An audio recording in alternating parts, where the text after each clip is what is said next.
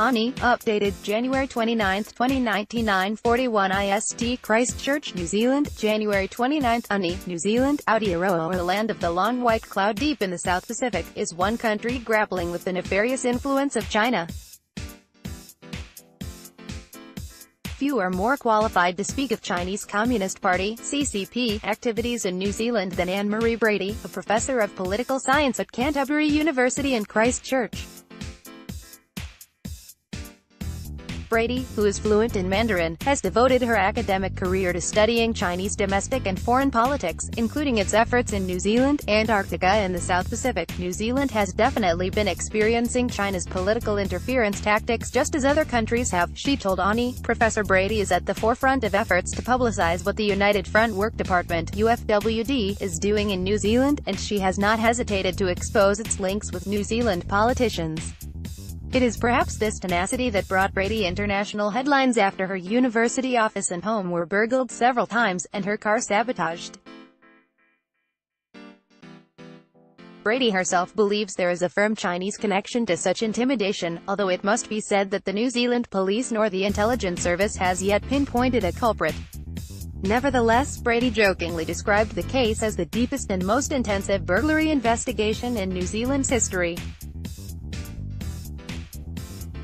Referring to the murky links between the CCP and New Zealand politicians, Brady told Ani, the Chinese Communist Party's influence activities have had a very big impact on New Zealand politics, and a really good example of that was revealed last year, through the National MP, Member of Parliament, Jamie Lee Ross, and information that he shared about a prominent Chinese businessman who is based in New Zealand, whose name is Zhang Yigan and who has very, very close links to the PLA, People's Liberation Army, the CCP and United Work Front activities. Ross himself resigned from the National Party in connection with a wider scandal, although he remains an MP.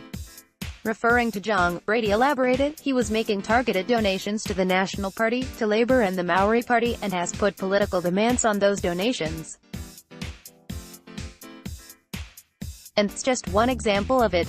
I talked about it at length, these kinds of situations, in my paper Magic Weapons, that was released in December 2017. Chinese-born Zhang, who calls New Zealand home, but who has not deigned to learn English, facilitated a set of political donations to the National Party totaling 100,000 New Zealand dollars, plus he suggested to the party leader Simon Bridges the name of an associate who could become a next ethnic Chinese MP. It turned out that Zhang has extensive involvement in the UWFD, and he is a figure who mixes with the highest echelons of the CCP. Also exposed in 2017 was National MP Jian Yang, who failed to disclose to the New Zealand authorities that he had served as an intelligence officer and a teacher at a PLA spy school. Despite Jian's dubious background, he was allowed to sit in a Foreign Affairs Committee of Parliament. He confirmed he was a CCP member, but insists this is not the case now. Yet such revelations have made a mockery of New Zealand's national security standards and the country's vulnerability to Chinese influence. Brady pointed out, New Zealand is one of the many countries experiencing the CCP's United Work Front tactics, and it's very difficult to address. And for a small state, the first task is to look at your legislation and see where there are gaps and where there needs to be places to tighten up gaps that are being exploited, she continued, and the second thing we need to do is talk about it, because there are a lot of things that go on in United Front work that might be technically illegal, but they do have a deleterious effect on democracy, and they still are a foreign government interfering in the politics of another country. So if people know and understand the situation, they can make choices, rather than be passive. So it's important that our political leaders talk about it as well. China is also now calling itself a near-Arctic state, a term that was introduced some time ago as a trial balloon. They didn't get much pushback, so they thought it was alright, but that was the term that America got really concerned about.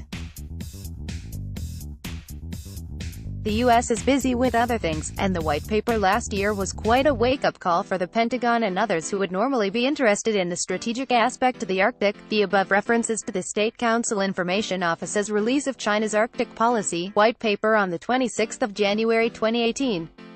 So seeing it in the white paper, that China is calling itself a near-Arctic state, was definitely interesting and concerning, plus the talk of the Polar Silk Road. The thing is, China has actually been saying this for several years but nobody was paying attention or taking it seriously. Finally, Annie asked Brady about her thoughts on Chinese influence in the South Pacific. Alarm broke out last year when an Australian newspaper reported that China was seeking to establish a naval base in Vanuatu. Brady assessed, China has got a lot of military links in the Pacific now, so they have been providing training, uniforms and buildings for the Tongan, Fijian and PNG, Papua New Guinean, militaries for a number of years now, for at least 10 years.